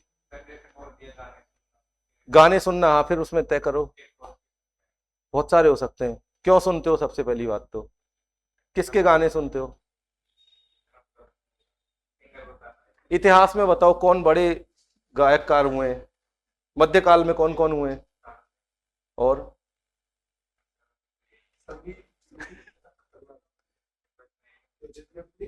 तैयार करो जितना सोच सकते हो। प्रोफेसर बैठे रहते हो संगीत का बहुत हिंदुस्तानी संगीत और शास्त्रीय संगीत में क्या अंतर है? ये कौन कौन से राजा हुए जिन्होंने संगीत को संरक्षण दिया है? और समुद्रगुप्त का नाम नहीं लोगे? तो फिर ऐसे ऐसे, और औरंगजेब वीणा वादक था लेकिन वो, और उसके दरबार में ही मोहम्मद गौस ने शायद रचना की थी उसकी, संगीत वाला एक रोज ग्रंथ है जिसकी। तो तैयार करना पड़ेगा आपको कोई भी टॉपिक जिसपे बहुत बड़ा क्राइटेरिया है। और बताओ, और कोई हॉबी जिसकी सोचते हो? ये कैसे तय करते हो अच्छा वक्ता कौन है? सुन लोगे पूरा तब पता लगेगा अच्छा है कि बुरा है तो ये हॉबी नहीं हो सकती। कुमार विश्वास का नाम तो मत लेना हाँ कोई बात नहीं सर, मैं मेरी परिस्थितियों में कोई हॉबी जैसी कोई चीज विकसित नहीं कर पाया। हालांकि मुझे क्रिकेट में इंटरेस्ट रहा है, या मुझे शतरंज में इंटरेस्ट रहा है, या मैं अपने घर के कार्यों में मदद करता रहा हूं, लेकिन मैं हॉबी की तरह किसी उसको एक्टिविटी को विकसित नहीं कर पाया। संगीत सुनता हूँ, गाने देखता हूँ, पिक्चर देखता हूँ, करता हूँ, लेकिन मैं हॉबी की तरह विकसित नहीं कर पाया। इस पर जबरदस्ती की हॉबी बनाना भी कोई टारगेट नहीं रखो अपना। बहुत सारे लोग ये कि इंटरव्यू है तो हॉबी बतानी ही बतानी है, बच्चों से बातें करना हॉबी लिख देंगे, बच्चे नहीं होंगे तब कहां जाएगी आपकी हॉबी? पड़ोसी के बच्चे को पकड़ लोगे कि साहब मेरे से बात कर, मेरी हॉबी है, क्या करोगे बताओ? अखबार पढ़ना हॉबी है साहब, बहुत सारे लोग लिखते हैं, अखबार पढ़ना कैसे हॉबी हो गई? किसी की है क्या अखबार पढ़ना हॉबी? पूछूं एक दो क्वेश्चन है किसी की हॉबी अखबार पढ़ना? और बताओ, और कोई हॉबी किसी की? जिन लोगों ने पहले इंटरव्यू दिया है और उनके कोई क्वेश्चंस? जैसे क्रिकेट का आपने प्रश्न पूछा है, इंडिया का अगर मैच कर रहे हैं, उन्होंने ऐसे नहीं पूछा कि पुरुष टीम का है या महिला टीम का, अगर आपने कुछ टीम का बताया वो ऐसे कर सकते हैं कि आप उस बात थोड़ी है। देखो, आप यदि कह सकते हो भारतीय पुरुष टीम का अगला मैच वर्ल्ड कप का तब है, हालांकि ये आदर्श स्थिति में, या हम जब इंटरव्यू की तैयारी कर रहे होते तो हमें सिखाया जाता है। आपसे पूछा भारतीय टीम का कप्तान कौन है, आपने कह दिया साहब विराट कोहली, तो आपने साहब उसका नाम क्यों नहीं बताया महिला वाले का? इतना ये इंटरव्यू की तैयारी में ही सिखाते हैं। उनको भी पता है पूछने वाले को कि वो यही पूछना चाह रहा है, विराट कोहली ही सुनना चाह रहा है वो आपसे। और ये सवाल कोई आपके इंटरव्यू को डिसाइड नहीं करते हैं, ये एक स्टार्टर की तरह रहते हैं कि चीजें आ जाती हैं बीच में और निकल जाती हैं। इनके लिए इतना तनाव नहीं कि सब महिला टीम के कप्तान फला जी हैं, पुरुष टीम के कप्तान फला जी हैं, इतना नहीं। और बताओ, और कोई टॉपिक किसी पे? और पे हाँ, पीसीएम मत बोलना, वो कहेगा पैरासीटामोल। पूरा बोलो अपने सब्जेक्ट को प्रॉपरली। ये इंटरव्यू ना अनौपचारिक वार्ता नहीं है, ये हमेशा ध्यान रखना हर साथी। इंटरव्यू को अनौपचारिक कतई मत बना देना। बोर्ड आपसे उचित सम्मान की अपेक्षा रखता है और वो उनको खटकती हैं बातें। हम जब तैयार पीडी पीडी पीडी बोलते थे, प्रतियोगिता दर्पण को पीडी बोल रहे हैं, पवेड बोल रहे हैं साहब। कौन कौन से ऑप्शनल है? पवेड रहा है साहब, पोल साइंस है। पोल साइंस क्या होता है ना? तो ये मत करना प्लीज। हाँ ठीक है, इनका हिस्ट्री में कैसे उपयोग करेंगे बताओ आप? कार्य कारण संबंध होता है या नहीं होता? साइंस में जो साइंस की हम जो मेन आधार मानते हैं कार्य कारण संबंध मानते हैं। हिस्ट्री में किसने कहा है कार्य कारण संबंध की बात? महात्मा बुद्ध ने कही है ना? तो जोड़ सकते हो ऐसे, और सोचोगे तो और जुड़ जाएगा। सर ये मतलब जैसे केमिस्ट्री मैथ है तो फिर इंटरव्यू को अगर फिजिक्स केमिस्ट्री मैथ पे खत्म कर दिया, ये दो आदमी मूर्ति बन के देखने थोड़ी आए हैं। और आपका इंटरव्यू आरएस का इंटरव्यू नहीं है, सब्जेक्ट का एवोल्यूशन है। आपको जाना है कहाँ? हिस्ट्री पढ़ाने। तो मतलब फिजिक्स केमिस्ट्री मैथ को थोड़ी तैयार करके दें। छोड़ सकते हो, आप कह सकते हो कि सर मेरा क्योंकि विषय बदल चुका है तो उस विषय को अब मैं पढ़ नहीं पा रहा हूँ। अब मैं कहूँ कि हाँ पढ़ जाओ, टाइम बच के निकल उस पर, मतलब क्लियर कहो कि सर अब मेरा उस विषय से छूट गया है, मेरा उस विषय को पढ़ना, तो अब मैं उसे बहुत ज्यादा उसके बारे में मेरी तैयारी नहीं है, इतना कह के फ्री हट जाओ पीछे, मतलब ठीक है। और बताओ कोई बात, और आपके क्वेश्चंस। मैं बीच बीच में क्वेश्चन आ जाते हैं और बात भूल जाता हूँ, ये और बतानी थी मुझे। हाँ, एक इस बात पे कर रहा था मैं कि जब आप बीए में जो किताबें चल रही हैं, जो अभी सिलेबस में चल रही हैं, वो जरूर पढ़ लेना कौन कौन सी हैं। किताब के टॉपिक्स कौन कौन से हैं, फर्स्ट ईयर में कौन कौन सी चलती हैं, सेकंड ईयर में कौन कौन सी चलती हैं, थर्ड ईयर में कौन कौन सी चलती हैं, सेमेस्टर में, फर्स्ट सेमेस्टर में क्या है, सेकंड सेमेस्टर में क्या है। बहुत बार पूछ लेते हैं कि कॉलेज में जाओगे क्या पढ़ाओगे? सर फर्स्ट सेमेस्टर में ये वाली किताब चलती है। ये इसका नहीं बताओगे तो इसका बहुत नेगेटिव असर नहीं है, लेकिन बताओगे तो इसका एक पॉजिटिव असर जाता है। एक और सवाल आता है कि आप क्लास में गए हो, पहले दिन क्लास आपके सामने बैठी है, आप क्लास में आए हो, जब आप सेलेक्ट हो जाओगे क्या टॉपिक पढ़ाओगे, कैसे शुरुआत करोगे बताओ? इस क्लास के बारे में ये भी तय रखो कि आपको पता है बहुत सारे बच्चे नॉन हिस्ट्री बैकग्राउंड के होंगे, जिन्होंने 12th में आर्ट्स के 3 सब्जेक्ट में हिस्ट्री नहीं रखा होगा, कुछ ऐसे होंगे जो आर्ट्स के भी नहीं होंगे। तो इस क्लास में पहले दिन क्या करोगे? आप जाके वो पढ़ाने लग जाओगे आद्य इतिहास, प्राग इतिहास, या उत्तर पुरापाषाण और मध्य पुरापाषाण, पूर्व पुरापाषाण, जो आज तक ही समझ में नहीं आए सही ढंग से। तो हमेशा विषय में बच्चे की रोचकता कैसे जगाओगे, क्योंकि उसका पहला दिन है, अभी सब्जेक्ट चेंज का ऑप्शन है, उसके बाद वो छोड़ जाएगा हिस्ट्री। तो इसके लिए अपने आप को तैयार कर लो। सर मैं अपने परिचय से शुरुआत करूंगा, बच्चों का परिचय लूंगा, उनका इतिहास के बारे में, उनकी सोच के बारे में जानने की कोशिश करूंगा, इतिहास का क्या महत्वपूर्ण योगदान हो सकता है वो सब बताओ। पहले दिन से सिलेबस नहीं कि साहब लिखो सिलेबस, ये किताब चल रही है, ये राइटर चल रहे हैं, है ना, तो उसका इंटरेस्ट बने विषय में, ये कोशिश करना जरूर।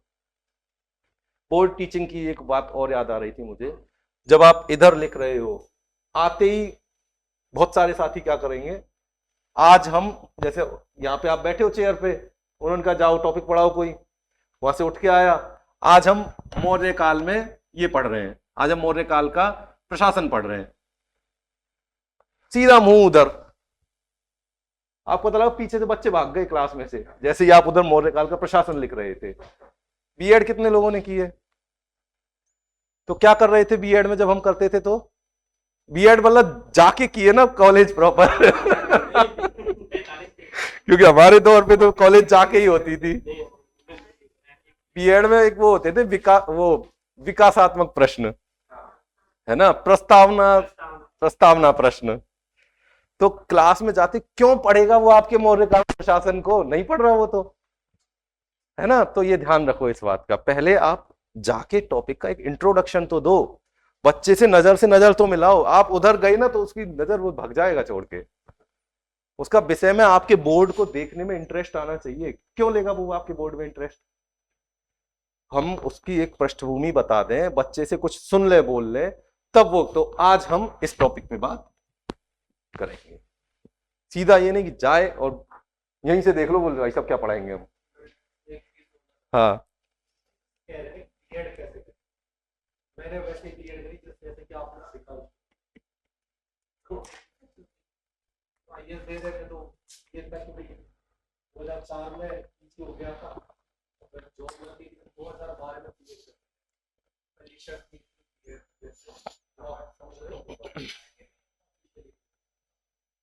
तो बीएड कभी अनुभव रहा नहीं, स्कूल लेक्चरर में चयन हो गया, स्थिति क्या थी मैं आपको बताऊं। तक प्रिंसिपल मुझे लेके आए, 12th के बच्चे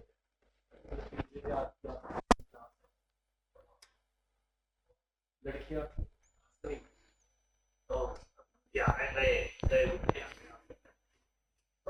में क्या है, मजाक का कंजर, आप जो है जो नहीं है तो भी भूल के आओगे तो पता चलेगा। राजस्थान के किसी भी क्षेत्र से ज्यादा जो है बहुत मजा बच्चियां थी।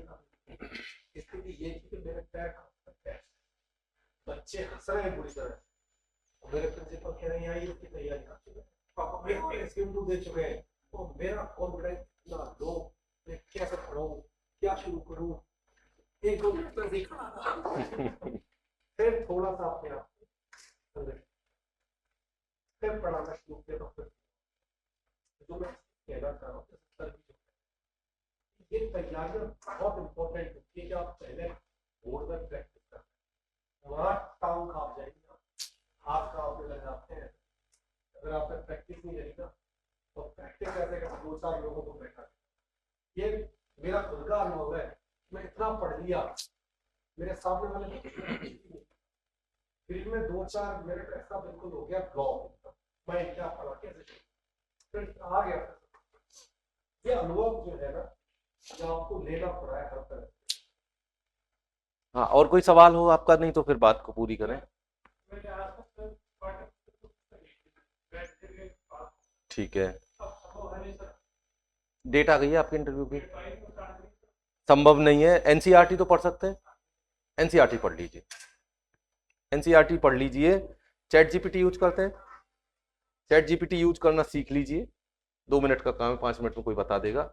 उस पर जो बड़ी महत्वपूर्ण जो सर बता रहे हैं मूल पुस्तकें, ऐसी हर पार्ट की, एंशिएंट की, मीडिएवल की, मॉडर्न की, एक एक किताब के बारे में उसमें कह दीजिए कि इसका क्रक्स बता दो।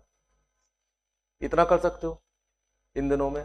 इसके अलावा एक काम और कर लो कि बीए में जो किताबें थी उनके टॉपिक्स देख लो, तो ये ना रहेगा कि आपके पास एक थोड़ा सा एक अपना कॉन्फिडेंस होगा कि हाँ मैंने किताबों के बारे में सोचा समझा देखा तो है किताबों को।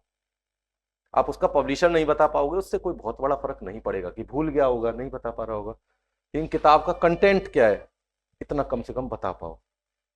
बहुत बार ऐसा हुआ है, लोग जैसे अब आरपीएससी में तो शायद नहीं आते, वो लोग इंटरव्यू में बैठे हो, रोमिला थापर सामने बैठी हैं, तो अब आप कहो साहब बात चल गई रोमिला थापर की किताब की, आप कह रहे मैंने पढ़ी है, उसने पूछे कितने चैप्टर हैं उसमें, अगर 17 है मैडम कह रही 7 ही लिखे थे मैंने तो जो 3 किताबें के बारे में यदि आप बताओ भी तो इतना कुछ आइडिया तो रहे कि उसका पहला चैप्टर कौन सा है, अंतिम चैप्टर कौन सा है। पब्लिशर नहीं बताओगे तो चल जाएगा, इतनी झूठ नहीं चलेगी, लेकिन है ना, तो इतना थोड़ा बहुत कर लो। और पढ़ाने की प्रैक्टिस भी खूब करो आप लोग, स्कूलों में भी खूब पढ़ाओ लगातार, बच्चों से कहो सवाल पूछो, नहीं सवाल पूछे तो आप अपनी तरफ से समझाओ एनालिटिकल, उसको बोलना आ जाएगा। जितना ज्यादा बोलने की प्रैक्टिस करोगे, पढ़ने की इतनी जरूरत नहीं है जितनी बोलने की जरूरत है ना। मॉक लगातार दोगे, आपस में दोगे, कहीं भी दोगे, उससे क्वेश्चंस निकल के आएंगे कि सिंधु सभ्यता पे क्या क्वेश्चन हो सकते थे, मुस्लिम लीग कांग्रेस के संबंध में क्या क्वेश्चन हो सकते थे, सांप्रदायिकता पे क्या क्वेश्चन हो सकते थे, क्या भारत का विभाजन टाला जा सकता था, इस पे क्या क्वेश्चन हो सकते हैं। बहुत सारे प्रश्न हैं ऐसे, तो उनको सबके सारे टॉपिक्स पे डायमेंशन सोचो, क्वेश्चन सोचो ज्यादा से ज्यादा, है ना। और वो जो मैंने कुछ बातें जो लिखी हुई हैं 3-3, 4-4 पेज की पीडीएफ इंटरव्यू की तैयारी से संबंधित, मैं या तो सर को शेयर कर दूंगा, सर आपको शेयर कर देंगे, है ना। ठीक है, फिर मिलते हैं आप सभी से जल्दी मुलाकात। हाँ बताओ बेटा, टीचर बैकग्राउंड से क्या क्वेश्चन हो सकते हैं? स्कूल एजुकेशन और कॉलेज एजुकेशन, स्कूल एजुकेशन में हो ना अभी, स्कूल एजुकेशन और कॉलेज एजुकेशन की तुलना, स्कूलों में बच्चों का सोच और कॉलेज एजुकेशन बच्चों का सोच एकदम अलग दिखता है, क्या करोगे? सामान्य सोचा जाता है कि कॉलेज में बच्चे पढ़ने नहीं आते, मस्ती करने आते, इसको कैसे बदलोगे? विषय में बच्चे का इंटरेस्ट कैसे बढ़ाओगे? बच्चे को भविष्य के लिए क्या सिखाओगे? कोई नवाचार अपने स्कूल में किए तो क्या किए? कॉलेज एजुकेशन की व्यवस्था को सुधारने के लिए क्या करोगे? कुछ भी स्पेशल जो सोच सकते हो, है ना।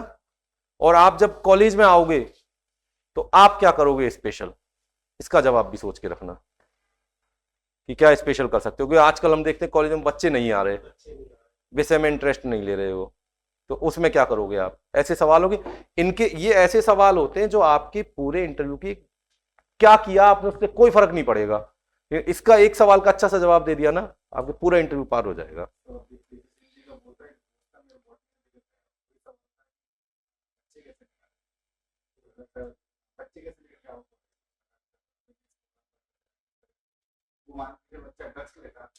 बच्चा क्या करता है? ड्रग्स लेता है। अब बताओ कैसे करोगे? उसमें काफी सारा ये सेंटर में ये हाइपोथेटिकल आंसर क्या अवॉइड करके।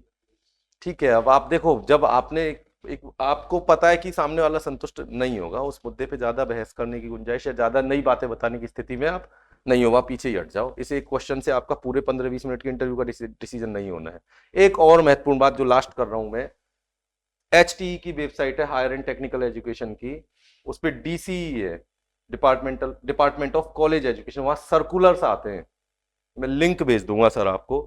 सर्कुलर्स में कॉलेजों में क्या क्या कार्यक्रम इन दिनों चल रहे हैं वो मिल जाते हैं, तो एक आपको एज मिल जाता है। जैसे नशा मुक्ति के लिए कॉलेजों में क्या चल रहा है, महिला सुरक्षा के लिए कॉलेजों में क्या चल रहा है, नशा मुक्ति का बहुत बड़े वृक्षारोपण के लिए क्या चल रहा है कॉलेजों में, है ना। तो ये चीजें आपको, ऐसा नहीं है कि साहब हम तो कॉलेज में आएंगे तब सोचेंगे, आप ये थोड़ी कहोगे उससे कि मैंने सर्कुलर देखे हुए हैं, आप तो अपने आइडिया की तरह बताओगे कि कॉलेजों में क्या क्या होता है या क्या क्या बेहतर किया जा सकता है, और स्काउट के लिए क्या चलता है, ऐसी बहुत सारी चीजें हैं। माई भारत पोर्टल पे क्या क्या कॉलेजों में करवा रहे हैं, वंदे मातरम पे क्या हो रहा है, अंबेडकर जयंती पे क्या हो रहा है, सब चीजों की सूचना मिल जाएगी उस पर। तो सर्कुलर जरूर देखो कॉलेजों पे, वो लिंक भेज दूंगा मैं सर को, है ना।